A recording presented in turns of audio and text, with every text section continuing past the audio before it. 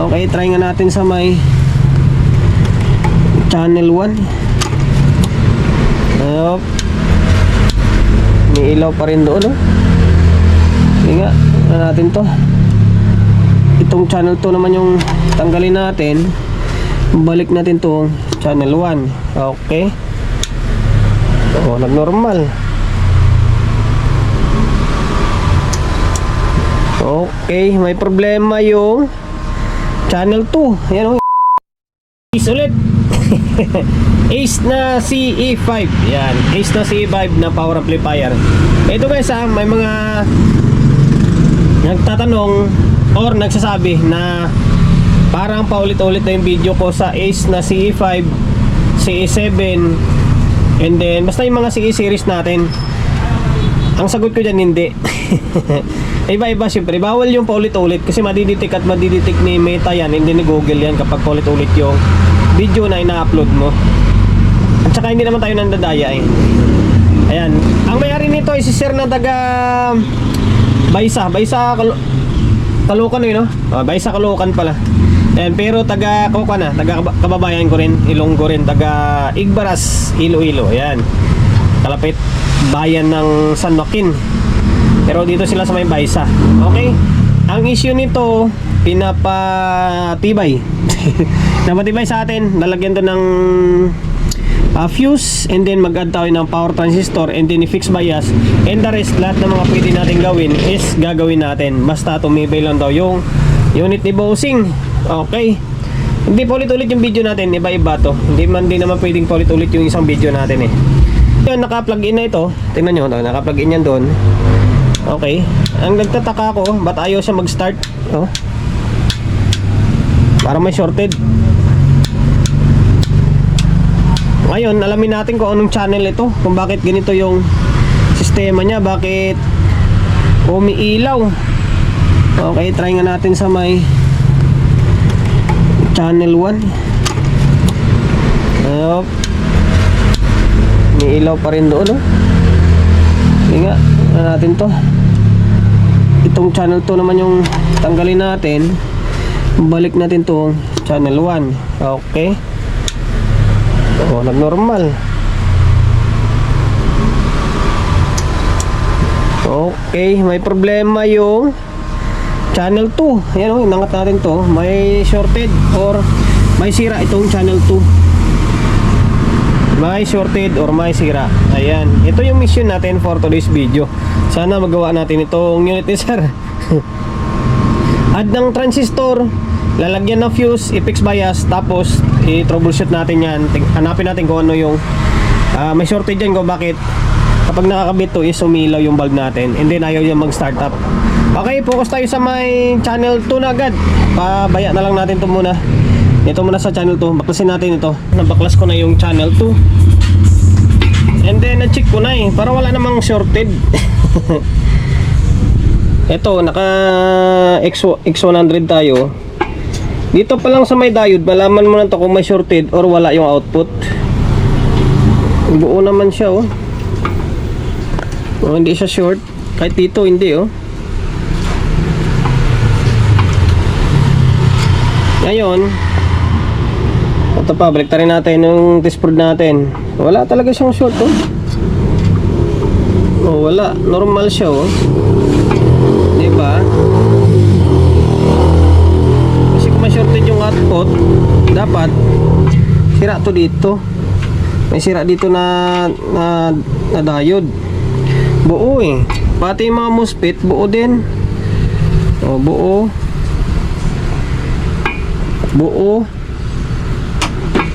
Kahit dito buo.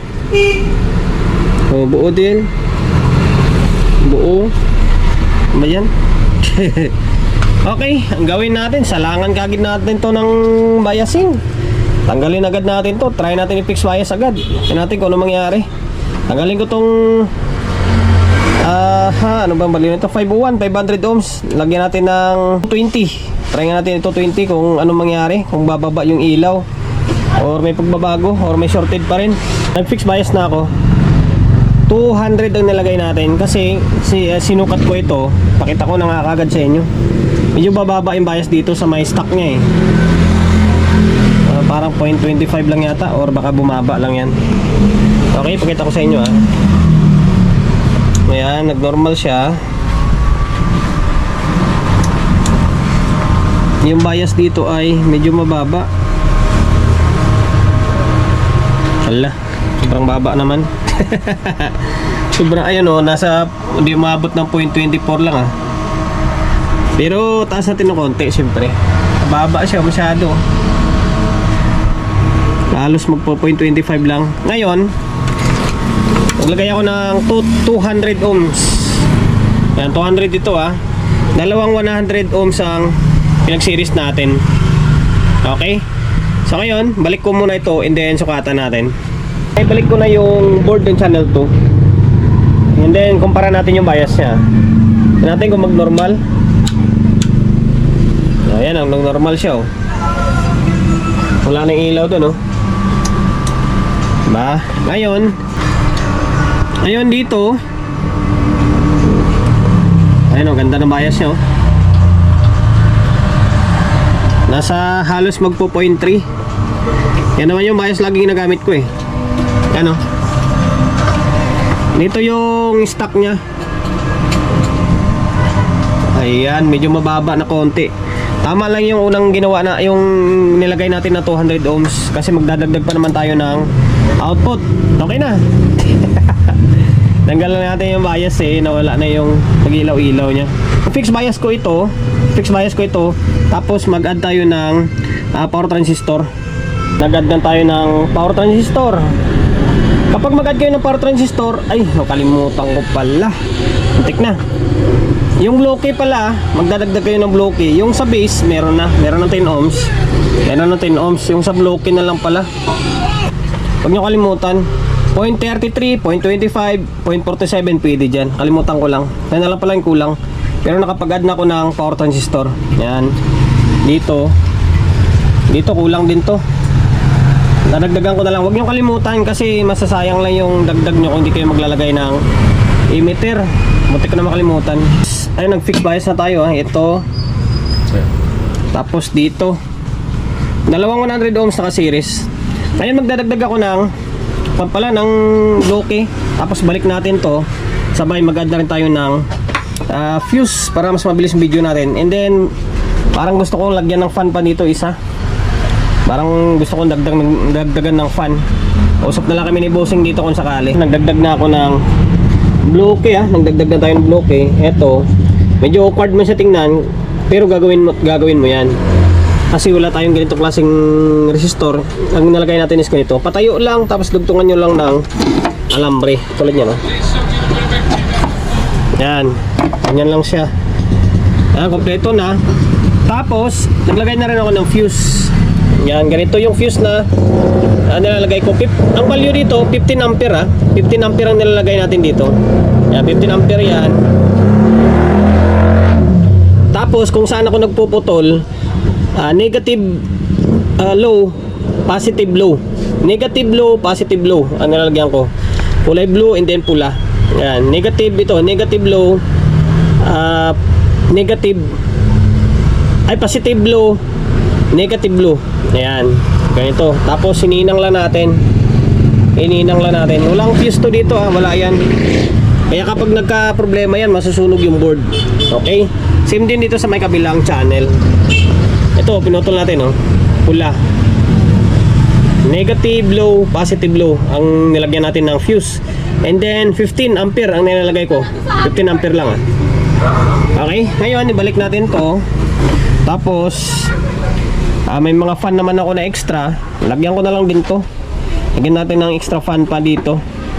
Okay, balik muna natin yung dalawang natawag ito tornilyo muna natin to, dalawang heatsink para may pisto natin yung extra fan natin na idadagdag natin. Parallel natin dito. Ayan, para matuwa naman si Bossing. Okay, ibalik ko na yung dalawang board natin. Naitornilyo ko na pala. Tapos nag-add na ako ng fan. Ito, yan. And then dito, ang pagkakabit ng fan, kung ano yung way sa likod, kung pag ganun yung ikot, kailangan ganun din dito. Hindi yung pag ganun siya. Kung forward yung ikot dun sa likod, forward din dito. Kung reverse dito, Kaya reverse din doon para hindi magsalubong yung hangin, kasi pag salubong yung hangin, yung init mapupunta sa gitna, di ba?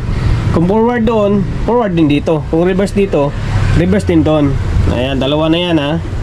Okay, tapos kung saan tayo kumuha ng supply, dito lang din, parallel.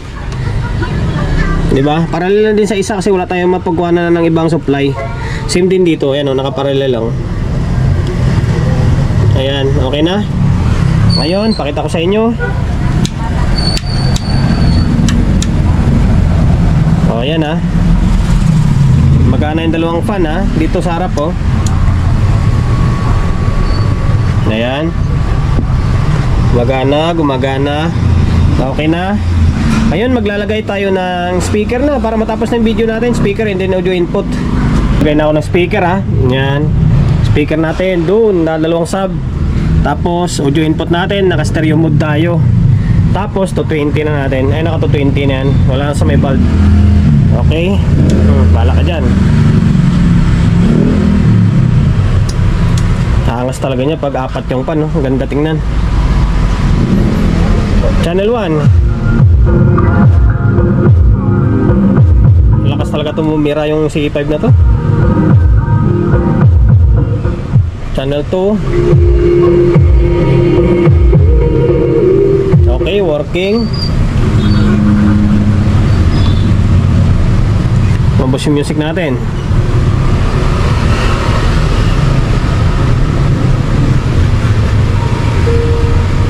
Ayun oh, pang sound check pa yung tugtog oh.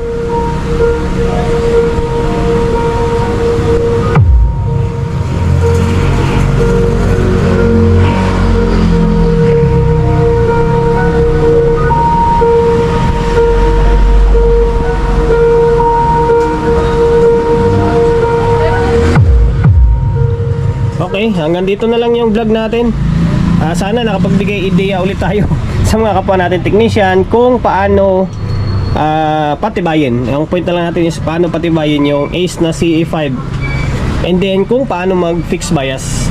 Naalala ko na yung issue pala nito, sinabi sa akin ni Bossing is medyo umiinit din. Malamang yung channel 2 siguro kanina.